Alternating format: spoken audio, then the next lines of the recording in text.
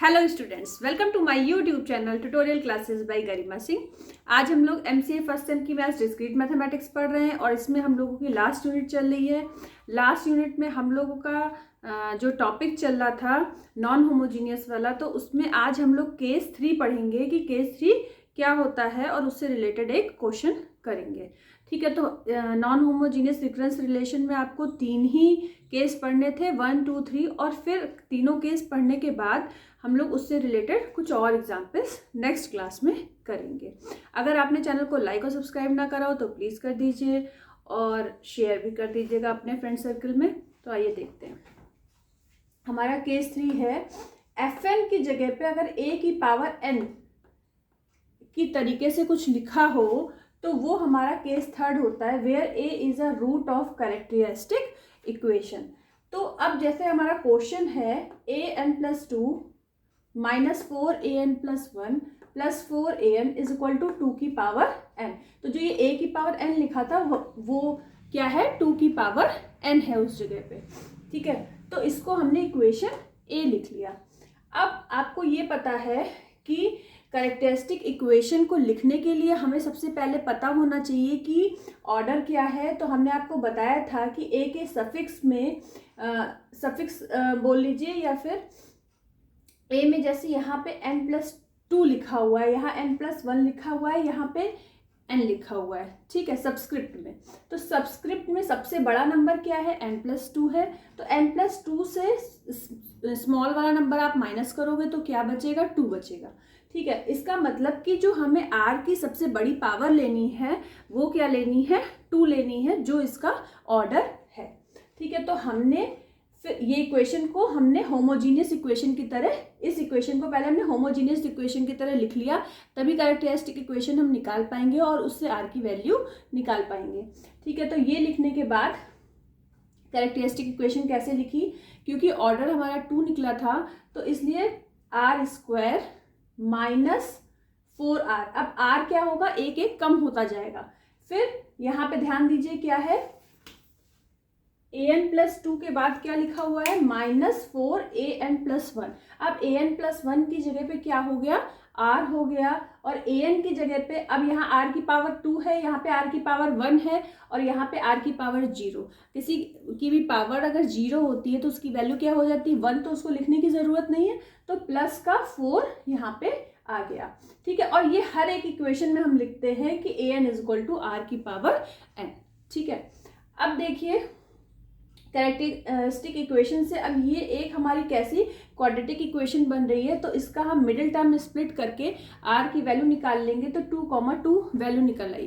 तो ये हम आपको प्रीवियस क्लास में बता चुके हैं, अगर r की वैल्यू सेम निकल रही है, जैसे 2, 2, 2 या 2, 2 या 3, 3, अगर सेम निकल रही है तो उसका सॉल्यूशन हम किस तरीके से लिखते हैं, an इज इक्वल टू, ऊपर हमने स्मॉल h लिखा हुआ है ब्रैकेट के अंदर, उसका मतलब क्या है कि ये होमोजीनियस इक्वेशन के लिए हम लोगों ने सॉल्यूशन निकाला है। ठीक है, तो अगर दो एक ही जैसे नंबर आ गए हैं r में तो सॉल्यूशन उसका कैसे लिखते हैं, b1 प्लस b2n ब्रैकेट 2 की पावर n, क्योंकि 2 की पावर n इन दोनों के साथ है तो हम लोगों ने कॉमन लेके लिख दिया है। अगर मान लीजिए यहाँ पे 2,2,2 होता तो आप क्या लिखते, तो आप लिखते b1 plus b2n plus b3n² bracket close 2 की पावर n। ठीक है, पर यहाँ 2 टाइम्स है तो हम लोगों ने इस तरीके से लिख दिया। अब बात आती है कि हम पर्टिकुलर सॉल्यूशन कैसे लें। तो अगर इस तरीके से लिखा है 2 की पावर n, 3 की पावर n, अगर इस तरीके से कुछ भी लिखा हुआ है तो हमारा पर्टिकुलर सॉल्यूशन क्या होता है, a0n² 2 की पावर n, मतलब ये 2 की पावर n तो लिखा ही जाएगा, उसके साथ हम क्या करेंगे, a0 और n² का मल्टीप्लाई कर देंगे, तो ये हमारा बन गया पर्टिकुलर सॉल्यूशन। और इसको हमने इक्वेशन b ले लिया। इस इक्वेशन, ये जो b an की वैल्यू निकली है इक्वेशन b में, इसको हम पुट करेंगे इक्वेशन a में। अब आप देखो, अगर an की वैल्यू ये है तो an+1 की वैल्यू क्या होगी, an+2 की वैल्यू क्या होगी, जहां जहां पे n है वहां पे n+2 रखिए, फिर n+1 रखिए। तो an+2 की वैल्यू चाहिए, तो हमने क्या किया कि जहां पे n था तो वहां पे यहाँ पे देखिए n है, यहाँ पे n है, तो हमने क्या किया, इस n की जगह पे n+2 का स्क्वायर और इस वाले n की जगह n+2 -4, फिर an+1। अब हमें n की जगह पे इस वाले में से देखिए n+1 रखना है, तो n+1 का स्क्वायर 2 की पावर n+1, फिर है प्लस का 4an, तो 4an की वैल्यू तो ये थी ही, तो यही हमने पुट कर दी इक्वल टू 2 की पावर n।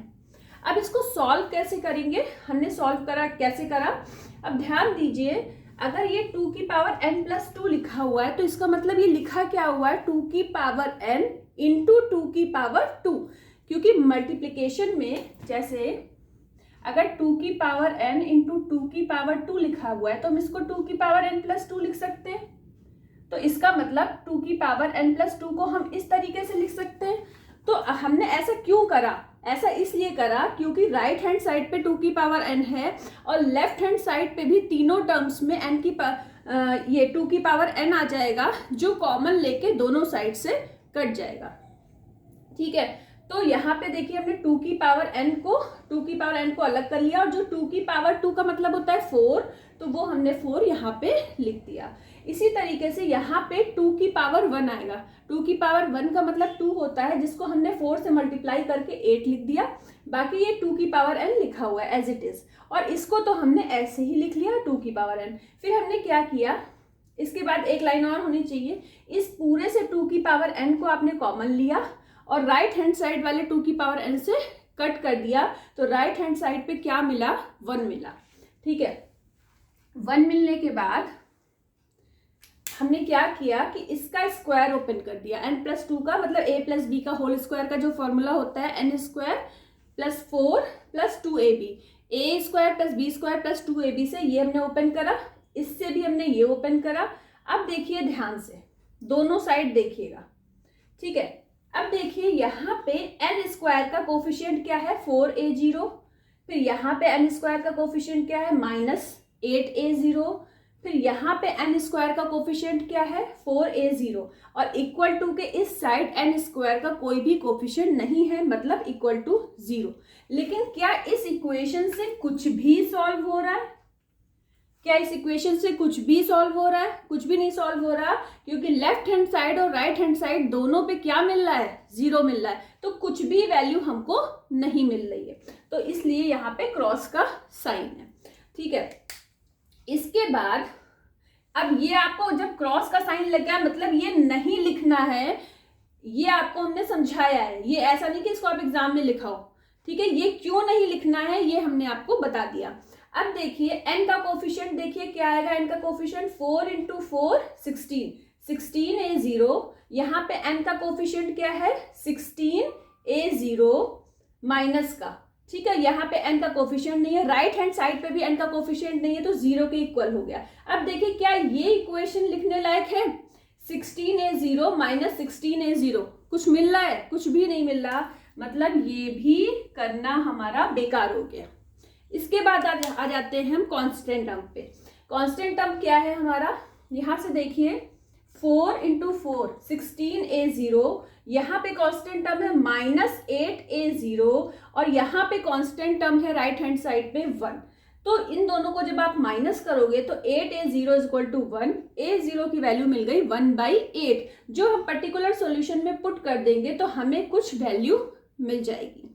ठीक है, इसके बाद हमको पता है जनरल सॉल्यूशन लिखने के लिए हम ये जो इक्वेशन हमारी कैरेक्टरिस्टिक इक्वेशन के बाद जो हमारी इक्वेशन निकली है ये वाली, और प्लस पर्टिकुलर इंटीग्रल वाली इक्वेशन जो निकली है, जब हम उन दोनों इक्वेशन को ऐड कर देते हैं तो हमको मिल जाता है हमारा जनरल सॉल्यूशन।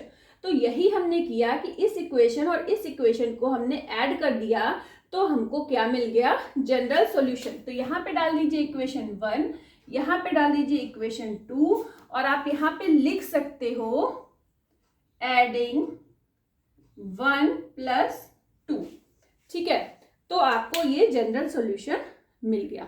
तो आपको ये ध्यान रखना पड़ेगा कि अगर इस फॉर्म में राइट हैंड साइड पे कुछ लिखा हुआ है तो उसका हम पर्टिकुलर सॉल्यूशन क्या लेंगे। ये चीज बहुत ही ध्यान रखने वाली चीज है, ये आपको ध्यान रखना ही पड़ेगा। ठीक है, तो आज हमारा केस 3 आप लोगों ने केस 3 को पढ़ लिया।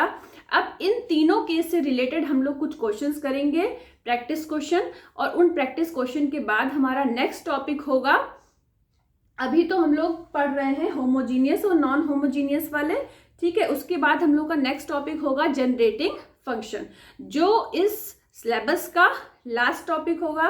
लेकिन पहले हम लोग कुछ प्रैक्टिस क्वेश्चंस करेंगे, उसके बाद ही जनरेटिंग फंक्शन वाला टॉपिक पढ़ेंगे। आज के लिए इतना ही। All the best to all of you. Thank you.